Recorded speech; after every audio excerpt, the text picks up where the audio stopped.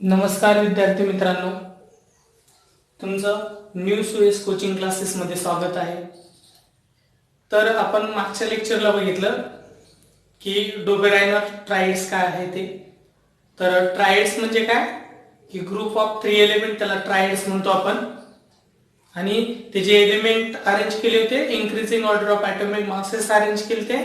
तर middle एलिमेंटचा atomic mass हे approximately equal to मीन आहे कशाच्या atomic masses of other 2 elements. हा जो लॉ बघितला तर सगळे जे एलिमेंट ॲट दॅट टाइम सगळे एलिमेंट डोबेरायनर अरेंज करू शकला नाही.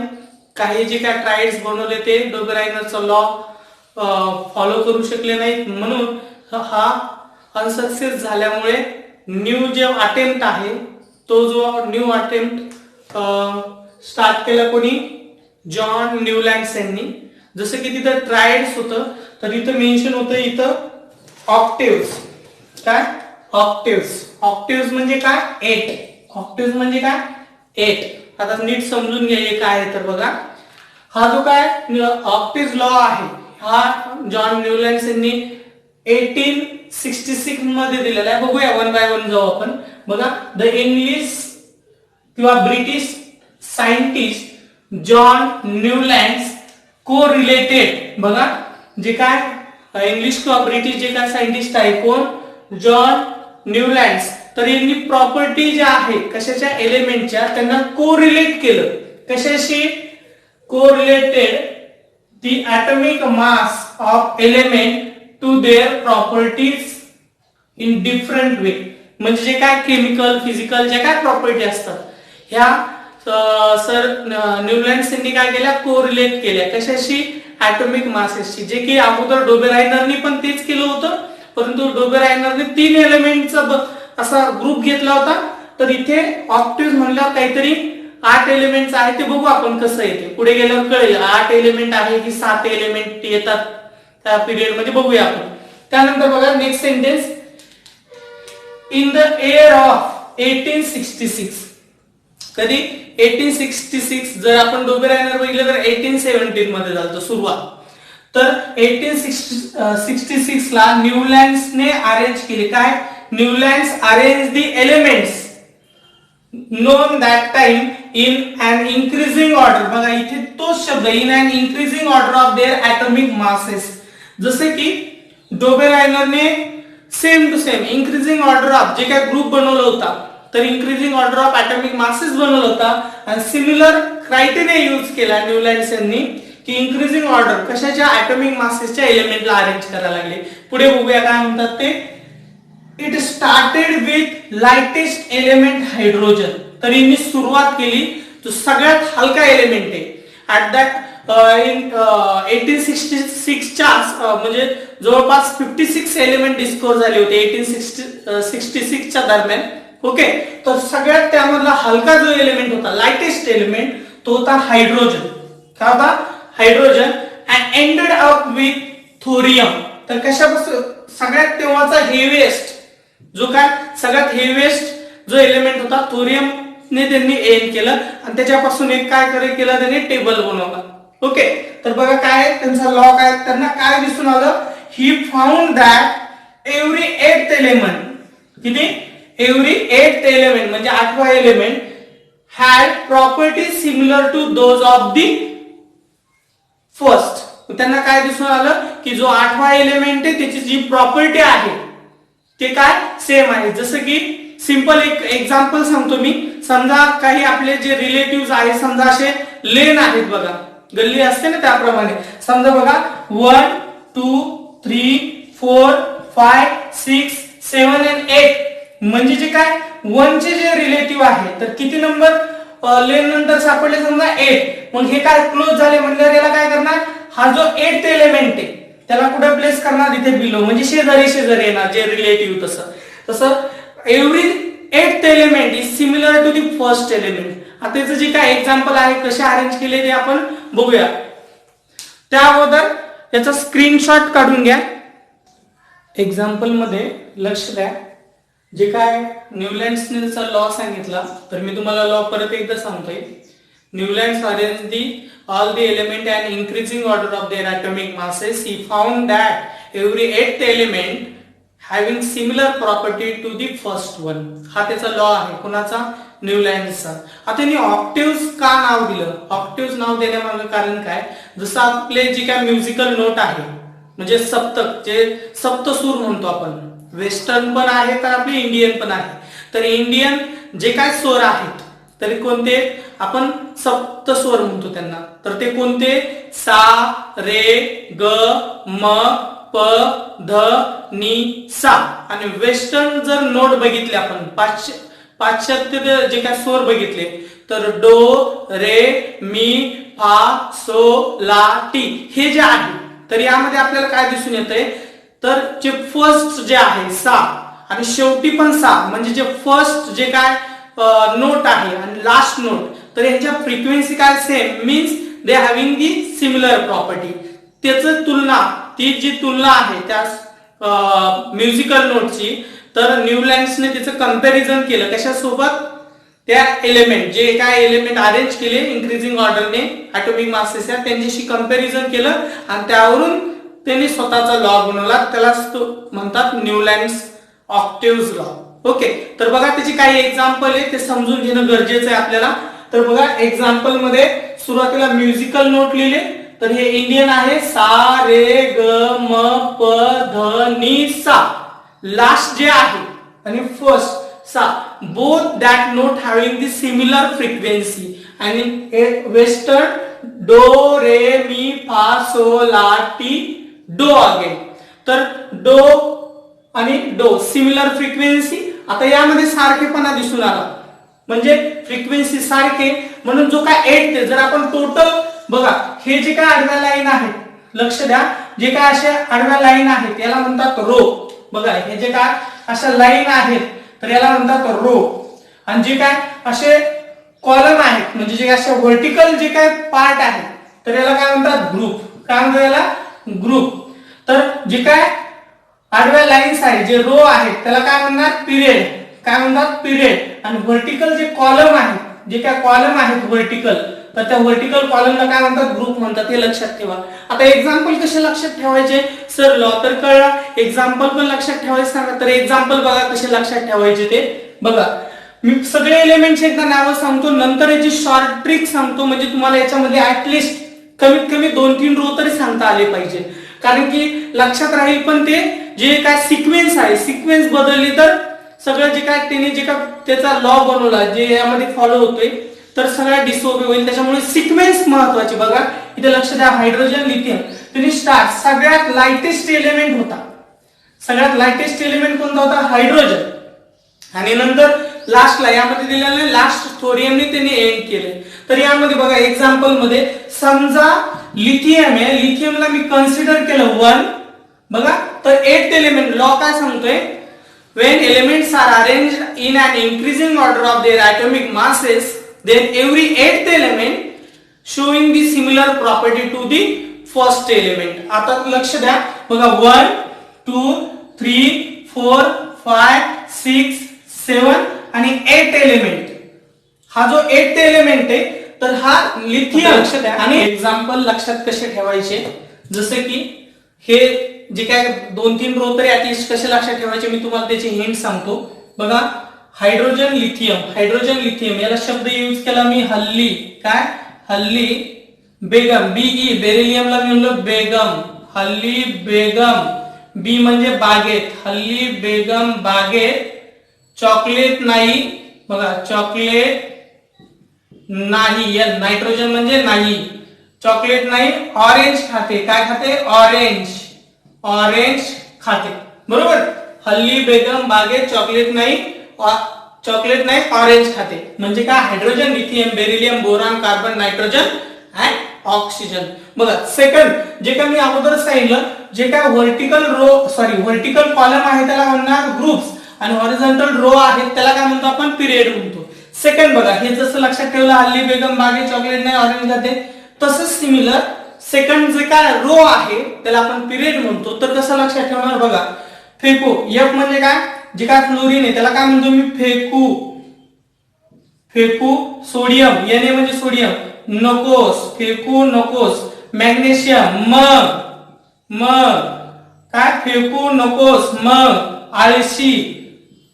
अल्युमिनियमला काय म्हणलं मी, आळशी. जे फॉस्फरस त्याला काय म्हणतो, आळशी. पण बघा आळशी, इथे बघा फॉस्फरस नायट्रोजन यांच्यामध्ये कॉमन शब्द घेतला मी, पण शहाणी. कोण, ती बेगम. लक्षात आलंय. बघा परत सांगतोय, फेकू नकोस, मग आळशी. कोण, पण शहाणी. आळशी पण शहाणी, बेगम, असं लक्षात ठेवायचं. बघा तिसरा रो, काल. क्लोरीनला म्हणलो मी काल. पोटॅशियम म्हणजे के अल्फाबेट आहे, काल. कुठे कॅल्शियम त्याला काय म्हणलो, काळे. क्रोमियमला करून. टिटॅनियमला म्हणलं 3. मॅग्नीजला म्हणलो मी माणसे. फेकली. जे फेरस आहे त्याला काय केलं, फेकली केलं. लक्षात आलंय. बघा काल, कुठे, काळे करून 3, माणसे फेकली. मग ऍटलिस्ट कमीत कमी तुम्हाला 3 पिरियड जरी पाठ झाले किंवा लक्षात राहिले तरी चांगली गोष्ट आहे. बघा कसे, हल्ली बेगम बागेत चॉकलेट नाही ऑरेंज खाते, म्हणजे hydrogen, lithium, beryllium, boron, carbon, nitrogen, oxygen. त्यानंतर नेक्स्ट काय, फेकू नकोस, मग आळशी पण शहाणी. काय, fluorine, sodium, magnesium, aluminium, phosphorus, nitrogen आणि सल्फर. त्यानंतर काल, कुठे, काळे करून 3, माणसे फेकली. बघा काल म्हणजे क्लोरीन, कुठे, पोटॅशियम, काळे म्हणजे कॅल्शियम, क्रोमियमला करून 3, टिटॅनियम, माणसे, मॅग्नीज, फेकली, आयर्न किंवा फेरस. लक्षात आलंय. हे 3 एक्झाम्पल लक्षात ठेवा, महत्वाचे. जर तुम्हाला विचारलं की व्हॉट इज और एक्सप्लेन द न्यूलँड्स लॉ, 3 मार्कासाठी विचारू शकतात. विथ एक्झाम्पल तुम्हाला विचारतील ते, हे महत्वाचं आहे. जसं मी परत एकदा लॉ सांगतोय का, की 8th एलिमेंट आणि first element showing the similar property. Means whenever we arrange all the element in an increasing order of their atomic masses, then every 8th element showing the similar property to the first element. Okay, म्हणजे त्यांचे chemical physical ज्या property, तर ह्या पहिल्या आणि 8व्या एलिमेंटच्या सारख्याच. जसे example मध्ये मगाशी बघितलं आपण, लिथियम नंतरचा 8 नंबरचा एलिमेंट आहे sodium, and that lithium and sodium having similar property. त्यानंतर बेरिलियम नंतरचा 8 नंबरचा एलिमेंट आहे मॅग्नेशियम, आणि जो मॅग्नेशियम हा बेरिलियम सारखी सिमिलर प्रॉपर्टी शो करतो. लक्षात आले.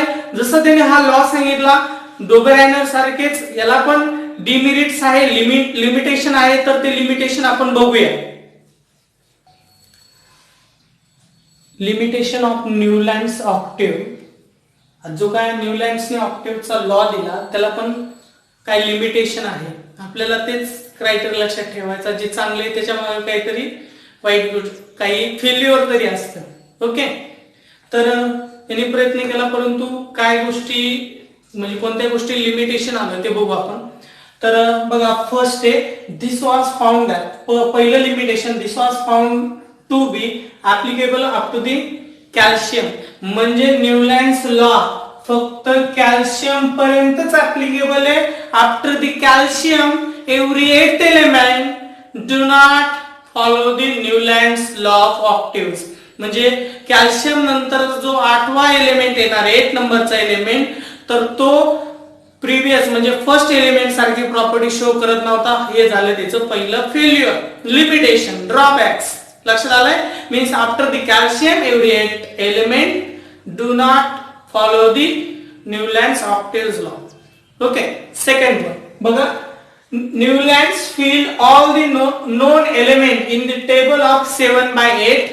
8 that is 56 boxes. म्हणजे Newlands मॅक्सिमम किती एलिमेंटला प्लेस करू शकतो? फक्त 56 एलिमेंटला. की 1866 ला तेवढेच एलिमेंट नोन होते, 56 एलिमेंट तेवढ्यासाठीच तो म्हणजे यूज करू शकतो. तेवढ्याच एलिमेंटची जागा ठेवली. परंतु त्यानंतर जे एलिमेंट साठी काय असं काही जागा नव्हती. म्हणजे अप टू दी 56 एलिमेंट म्हणजे 7/8. म्हणजे मी सांगितलंय 7 पिरियड असणार आणि 8 ग्रुप असणार. लक्षात येत आहे. 7 पिरियड म्हणजे हॉरिझॉन्टल रो. म्हणजे हे जे काय मी सांगितलं बघा, इकडे लक्ष द्या. हॉरिझॉन्टल रो जे असतात त्याला म्हणतात पिरियड. तर असे किती होते? 7. आणि व्हर्टिकल कॉलम्स किती? 8. 7/8 या अरेंजमेंट मध्ये फक्त तो 56 बॉक्सेस त्यांनी बनवले, तेवढेच तो एलिमेंट त्यामध्ये फिल करू शकतो. त्याच्यावरती जे काही नवीन एलिमेंट डिस्कवर होतील तर त्यांच्यासाठी काही अरेंजमेंट नाहीये. बघा तिसरं बघा आता, न्यूलँड्स प्लेस 2 एलिमेंट्स. बघा सगळ्यात महत्त्वाचं, न्यूलँडने काय केले, 2 elements each in a same boxes. म्हणजे एकाच बॉक्स मध्ये काय केलं त्यांनी 2 एलिमेंट ठेवले. To accommodate all the known element in the table. Example cobalt, nickel, इथे cerium and lanthanum, cerium and lanthanum. तर हे जे काय दोन म्हणजे काही जे काय बॉक्स आहे की त्यामध्ये 2-2 एलिमेंट प्लेस केले. बनवली जागा तर 56 एलिमेंटची, परंतु एकाच बॉक्स मध्ये त्यांनी काय केलं, 2 एलिमेंटला प्लेस केलं. लक्षात येतंय. त्यानंतर नेक्स्ट बघा, next point, moreover he place some element. बघा some element with a different property. बघा इथे लक्षात ठेवा, म्हणजे वेगवेगळ्या properties with different properties under the same note. म्हणजे जे आपण बघितलं जे काय नोट आहेत सा रे ग म प ध नि सा, तर सेम नोट मध्ये डिफरंट प्रॉपर्टीचे एलिमेंट प्लेस केले. सेम नोट मध्ये डिफरंट प्रॉपर्टीचे एलिमेंट प्लेस केले. एक्झाम्पल बघू बघा, जसं की कोबाल्ट आणि निकेल हे जे आयर्न आहे, आयर्नच्या प्रॉपर्टी ह्या सिमिलर आहेत. कोणासारख्या, कोबाल्ट आणि निकेल सारख्या. आयर्नच्या म्हणजे फेरसच्या ज्या काय प्रॉपर्टीज आहेत that similar to the cobalt and nickel, परंतु त्याला सेम किंवा एकाच नोट मध्ये जागा न देता वेगवेगळ्या. जसं की कोबाल्ट निकेलला त्यांनी प्लेस केलं 6 नोट मध्ये, आणि जे काय फेरस आहे त्यांना प्लेस केलं कोणासोबत, ऑक्सिजन आणि सल्फर. हे काय दोन्ही नॉन मेटल्स आहे. काय दोन्ही नॉन मेटल्स. म्हणजे मेटलला त्यांनी नॉन मेटल मध्ये ठेवलं, जसे की ठेवायला पाहिजे होतं कोणासोबत, कोबाल्ट आणि निकेल. हे त्याचं काय झालं, drawbacks. Next, Newlands octaves did not have provision to accommodate the newly discovered element. म्हणजे जे काय नवीन डिस्कवर्ड एलिमेंट होणार आहे, म्हणजे असं नाही की 56 एलिमेंटच्या पुढे एलिमेंटच डिस्कवर होणार नाही असं त्यांनी गृहीत धरून बनवलं. म्हणजे आफ्टर द 56 एलिमेंट जे काय नवीन एलिमेंट डिस्कवर होतील तर त्यांना अरेंज करण्यासाठी त्याच्याकडे कोणतीही काय नव्हतं, कोणतंही प्रोव्हिजन नव्हतं, तरतुदी नव्हत्या. लक्षात येते का. म्हणजे 56 एलिमेंटच्या नंतर जे काय डिस्कवर होणार आहे त्यांना कुठे प्लेस करायचं, कुठे ठेवायचं, त्यासाठी त्यांनी काही प्रोव्हिजन केलेलं नाही. ओके. त्यानंतर लास्ट बघा, last the properties of the new element. The properties of new element discovered later. म्हणजे 56 एलिमेंट्स हे सगळं बनवल्याच्या नंतर बघा, discovered later on did not fit. म्हणजे यांनी जे काय एलिमेंटचे बॉक्सेस बनवले तर नंतर जे काय नोबल गॅसेस हे ते किंवा जे काय एलिमेंट्स असणार आहे तर हे त्यांनी जे बनवलेल्या टेबल मध्ये फिट झाले नाही. Did not fit in the Newlands law of octaves. म्हणजे 56 एलिमेंट नंतर, थोरियम नंतर जे काय एलिमेंट डिस्कवर झाले तर ते कोणत्याही प्रकारामध्ये मांडलेल्या जे काय अरेंज केलेल्या एलिमेंटशी सिमिलरिटी शो करत नव्हते. हे काय झाले, drawbacks of the Newlands law of octaves किंवा न्यूलँड्स ऑक्टेव्स जे काय लॉ आहे तर त्याचे हे डिमेरिट झाले. मोस्ट टाइम बी लक्षात ठेवा, खूप महत्वाचे हे विचारतात. लक्षात येते. Okay, thank you. थांबूया आपण.